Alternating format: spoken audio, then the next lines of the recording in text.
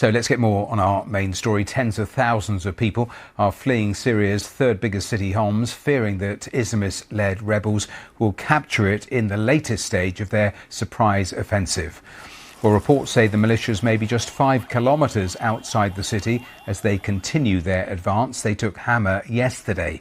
The leader of the rebels says he wants an end to the Assad regime and sought to reassure minorities they would be respected.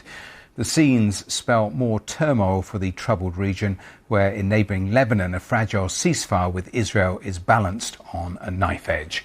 Well, let's speak live to the senior fellow at the Foundation for Defence of Democracies and former Israel National Security Advisor, Dr. Eyal Hulata.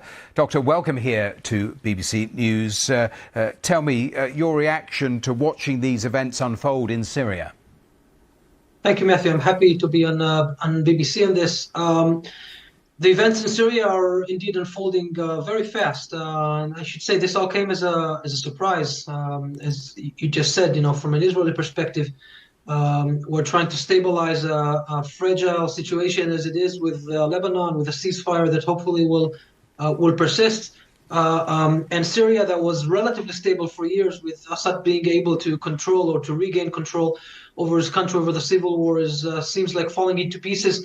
And there are several different rebel movements and organizations working in sync with, of course, different agendas, different intentions, but they all seek to topple Assad. And it seems today that this is more likely than it was in any time, I think, since the joining of the Russians to try to stabilize Syria at the height of the civil war. Yes, it's amazing how quickly events have moved through the course of even this week. I'll talk about your concerns in a moment or two. But in terms of the security situation, you were referencing what is happening in Lebanon and the ceasefire. Presumably this helps with that security situation, given that Syria is a key supplier of arms to Hezbollah. Well, we tend sometimes to look at the short-term gains and overlook the longer-term issues. If Syria destabilizes, this isn't good for the region. Not that I think that Assad is a good ruler. He butchered his people and he's a war criminal on his own right. But to your point about Lebanon, it is true that Iran used Syria for many years to tunnel or funnel arms and other equipment into Hezbollah, and the IDF has operated quite freely in Syria, trying to prevent exactly that. The structure of the ceasefire arrangement with the Lebanese has a component to prevent smuggling of arms through the Syrian borders into Lebanon. It is not certain who it is exactly that will verify that. And the IDF will probably need to continue to operate to make sure that will happen. Yes. It's more difficult to do so when Syria is in war zone. And if the Islamist rebels, backed by the Turks, by the way, gain control over the northern passage, in the short term, it might mean that Iran is less free to transfer arms through there. But over time, I think the instability in Syria would allow all of the bad actors to try to find their opportunities and to use whatever they can as strongholds. Well, let me ask you about exactly that, because you said to our producer to have an entity like ISIS controlling Syria, if they were to topple Assad, is a big deal. A big deal how, and your principal concerns about that? Yeah, so, there is a saying that your enemy of your enemy is your friend.